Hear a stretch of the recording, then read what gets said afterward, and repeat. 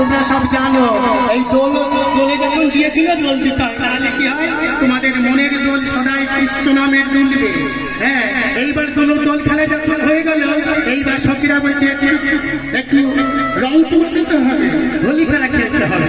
এইবার সখীরা কি করেছে, রাধারানীকে নিয়ে, এইবার রাধারানী প্রাণী গোবিন্দকে নিয়ে আমার দোল মানে রং খেলছে। জগপি হোলি হোলি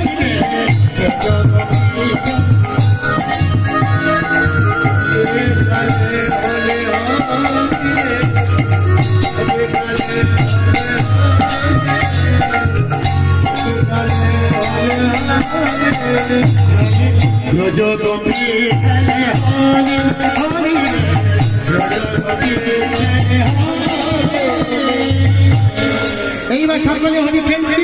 হরি খেলতে খেলতে হঠাৎ প্রাণ গোবিন্দ আমার বনদেবী ভাবছে তাই তো অনেক সময় তো হয়ে গেছে, প্রাণ গোবিন্দ আমার প্রাণ গোবিন্দ বদরখানা শুকিয়ে গেছে, তাহলে এখন কি করা যায়? গোবিন্দের বদরখানা শুকিয়ে গেছে, হ্যাঁ, বনদেবী এসে কি করেছে, মধু নিয়ে এসে আমার প্রাণ গোবিন্দের বদনে যেই দিয়েছে না, অমনি মধু পান করলে কি হয়, বেশি মধু পান করলে কিন্তু ঘুম এসে যায়, অজ্ঞান হয়ে যায়, এরকম একটা অবস্থা, ক্লান্ত পরিশ্রান্ত হয়ে যায়। তো গোবিন্দ আমার যেই না মধু পান করেছে অমনি ঘুম পেয়ে গেছে। আর সখীরা বলতে শোন, আমরা তো কুঞ্জ রচনা করেছি, তাহলে তোকে এখানে ঘুম পাড়াবো, বল চল ভিতরে চল। এইবার কুঞ্জের ভিতরে নিয়ে গিয়ে রাধা গোবিন্দকে আমার শয়নে দিয়েছে সখীরা। আর কি করছে, গান করছে। কি গান? কত যে তোমাকে বেসেছি ভালো, সে কথা তুমি যদি জানতে, এই হৃদয় চিরে যদি দেখানো যেত, আমি যে তোমার তুমি মানতে, সে কথা তুমি যদি জানতে। যদি গান করা হয়, হ্যাঁ, কতদিন দেখিনি তোমার। আচ্ছা, এই গান করলে ঘুম আসবে কি আসবে না? হ্যাঁ, আচ্ছা, যদি ঘুমিয়ে থাকেন, যদি পিছন থেকে গিয়ে কেউ বলে চিচি বাড়ি হে মস্তি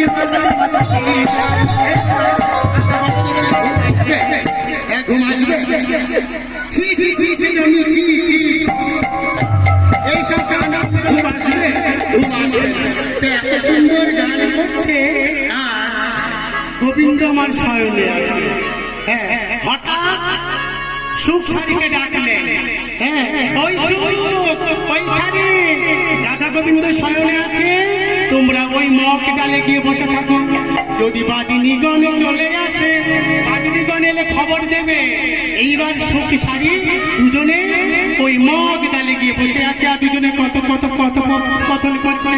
সখী বলে আমার কৃষ্ণে কদমে তলায় থানা, সারি বলে আমার রাধার করে আনাদোনা, সখী বলে আমার কৃষ্ণে মাথায় ময়ূর পাখা, সারি বলে আমার রাধার নামটি তাতে লেখা, ওই যে জায়গা দেখা।